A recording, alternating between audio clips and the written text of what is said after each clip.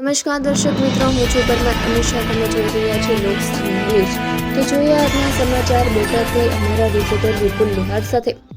Botad LCB પોલીસે રાણપુર તાલુકાના નાગનેશ ગામથી ભારતીય બનાવટના વિદેશી દારૂનો મોટો જથ્થો ઝડપી પાડ્યો છે. 2 4-વ્હીલ ગાડીઓમાંથી કુલ 2,544 બોટલ દારૂ મળી આવ્યો હતો, જેની કિંમત રૂપિયા 2,54,400 આંકવામાં આવી છે. આ ઉપરાંત રૂપિયા 4 લાખની કિંમતની 2 ગાડીઓ પણ જપ્ત કરવામાં આવી હતી. આમ કુલ 6,56,400નો મુદ્દામાલ કબજે કરવામાં આવ્યો છે. ભાવનગર રેન્જના આઈજી રાજેન્દ્ર અસારીની સૂચના અને બોટાદ જિલ્લા પોલીસ અધિક્ષક ધર્મેન્દ્ર શર્માના સીધા માર્ગદર્શન હેઠળ આ કાર્યવાહી હાથ ધરવામાં આવી હતી.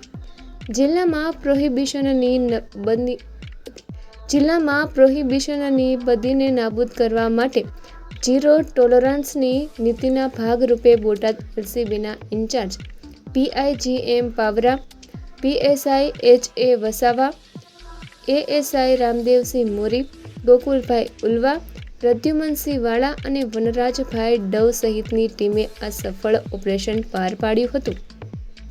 પોલીસ સૂત્રો પાસેથી મળતી માહિતી મુજબ બોટાદ એલસીબીના હેડ કોન્સ્ટેબલ ગોકુળભાઈ મનજીભાઈ ઉલવા અને પોલીસ કોન્સ્ટેબલ વનરાજભાઈ ડાયાભાઈ ડવને ખાનગી બાતમી મળી હતી.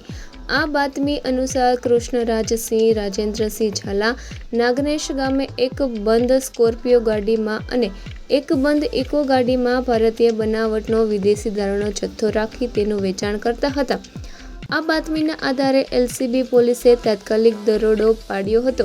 રેડ દરમિયાન 2 4-વ્હીલ ગાડીઓ, કુલ 4 લાખ અને 2,544 બોટલ વિદેશી દારૂ, કુલ 2,54,400 મળી કુલ રૂપિયા 6,54,400નો મુદ્દામાલ ઝડપી પાડવામાં આવ્યો હતો.